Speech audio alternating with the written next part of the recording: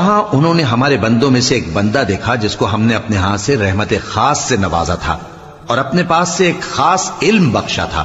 موسیٰ نے ان سے، جن کا نام خضر تھا، کہا کہ جو علم اللہ کی طرف سے آپ کو سکھایا گیا ہے، اگر آپ اس میں سے مجھے کچھ بھلائی کی باتیں سکھائیں تو میں آپ کے ساتھ رہوں۔ خضر نے کہا کہ تم میرے ساتھ رہ کر صبر نہیں کر سکو گے، اور جس بات کی تمہیں خبر ہی نہیں اس پر صبر کر بھی کیسے سکتے ہو؟ موسیٰ نے کہا اللہ نے چاہا تو آپ مجھے صابر پائیے گا اور میں آپ کے ارشاد کے خلاف نہیں کروں گا۔ خضر نے کہا اگر تم میرے ساتھ رہنا چاہو تو شرط یہ ہے مجھ سے کوئی بات نہ پوچھنا جب تک میں خود اس کا ذکر تم سے نہ کروں۔ تو دونوں چل پڑے، یہاں تک کہ جب کشتی میں سوار ہوئے تو خضر نے کشتی کو پھاڑ ڈالا۔ موسیٰ نے کہا کیا آپ نے اس کو اس لیے پھاڑا ہے کہ سواروں کو غرق کر دی؟ یہ تو آپ نے بڑی عجیب بات کی۔ خضر نے کہا کیا میں نے نہیں کہا تھا کہ تم میرے ساتھ صبر نہ کر سکو گے؟ موسیٰ نے کہا کہ جو بھول مجھ سے ہوئی اس پر مواخذہ نہ کیجیے اور میرے معاملے میں مجھ پر مشکل نہ ڈالیے۔ پھر دونوں چلے، یہاں تک کہ رستے میں ایک لڑکا ملا تو خضر نے اسے مار ڈالا۔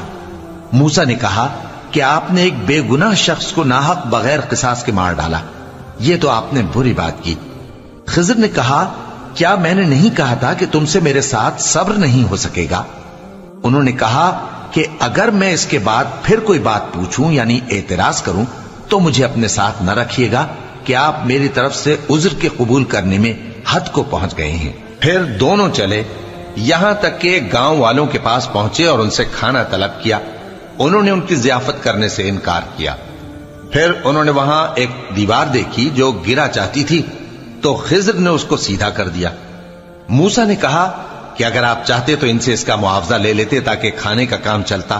خضر نے کہا کہ اب مجھ میں اور تم میں علیحدگی، مگر جن باتوں پر تم صبر نہ کر سکے میں ان کا تمہیں بھید بتائے دیتا ہوں کہ وہ جو کشتی تھی غریب لوگوں کی تھی جو دریا میں محنت کر کے یعنی کشتیاں چلا کر گزارا کرتے تھے، اور ان کے سامنے کی طرف ایک بادشاہ تھا جو ہر اچھی کشتی کو زبردستی چھین لیتا تھا، تو میں نے چاہا کہ اسے عیبدار کر دوں تاکہ وہ اسے غصب نہ کر سکے۔ اور وہ جو لڑکا تھا اس کے ماں باپ دونوں مومن تھے، ہمیں اندیشہ ہوا کہ وہ بڑا ہو کر بد کردار ہوگا تو کہیں ان کو سرکشی اور کفر میں نہ پھنسا دے، تو ہم نے چاہا کہ ان کا پروردگار اس کی جگہ ان کو اور بچہ عطا فرمائے جو اخلاقی پاکیزگی میں بہتر اور محبت میں زیادہ قریب ہو۔ اور وہ جو دیوار تھی سو 2 یتیم لڑکوں کی تھی جو شہر میں رہتے تھے، اور اس کے نیچے ان کا خزانہ دفن تھا، اور ان کا باپ ایک نیک آدمی تھا۔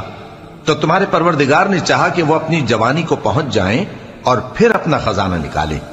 یہ تمہارے پروردگار کی مہربانی ہے، اور یہ کام میں نے اپنی طرف سے نہیں کیے، یہ ان باتوں کی حقیقت ہے جن پر تم صبر نہ کر سکے۔